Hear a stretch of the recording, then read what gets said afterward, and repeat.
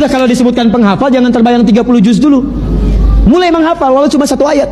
Satu ayat, besoknya satu ayat lagi, besoknya satu ayat lagi. Kalau ini disiapkan oleh ibu, kemudian ibu wafat, walaupun tidak sampai 30 juz, maka status ibu akan naik menjadi ahli Al-Quran. Anda misal sedang berusaha menghafal nih, hafalannya baru setengah juz, tiba-tiba wafat. Itu Anda naik status dari hamba biasa menjadi ahli Quran. Itu ke surganya beda Pak, Bu. Beda Bu, lain. Ke surganya langsung turun ayat di Quran surah ke-35 ayat 33 paling kiri sebelah atas. Cara masuk surganya lain. Jannatu 'adnin yadkhulunaha. Awas, mereka akan masuk dari surga Aden dulu. Yuhallawna fiha min asawir. Cara masuknya tidak akan masuk biasa. Allah akan hormati penghafal Quran dengan cara memuliakannya. Bagaimana memuliakannya? Maka tubuhnya akan dihiasi oleh Allah Subhanahu wa taala dengan hiasan-hiasan akhirat.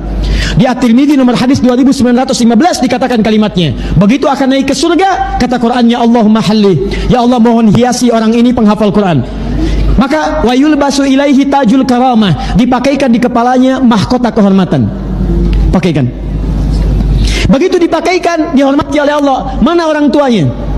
Kalau orang tuanya beriman, orang tuanya soleh, dan orang tuanya memfasilitasi dia untuk hafal Al-Quran, maka akan dipanggil, diberikan mahkota lain, dipakaikan lewat tangan anaknya langsung. Dalam hadis yang disebutkan, sinarnya lebih kuat dibandingkan dengan sinar mentari yang masuk ke dalam rumah seseorang. Pakaikan.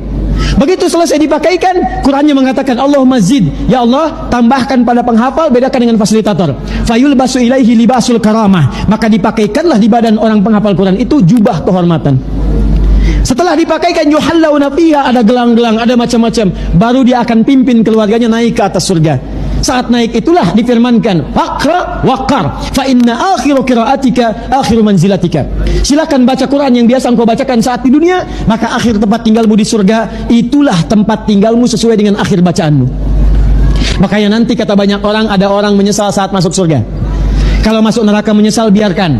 Masuk surga menyesal karena ada orang biasa baca 5 ayat, begitu wa ulaika humul muflihun berhenti. Temannya naik yang 10 ayat, setiap naik lebih indah lagi dari sebelumnya. Maka yang 5 mengatakan, ya Allah, kenapa saya tidak teruskan sampai dengan 10? Yang 10 nyesal, kenapa tidak sampai 20? Tapi penghafal Quran dimuliakan karena dia biasa menghafal, maka dia akan ditempatkan di tempat yang paling tinggi pada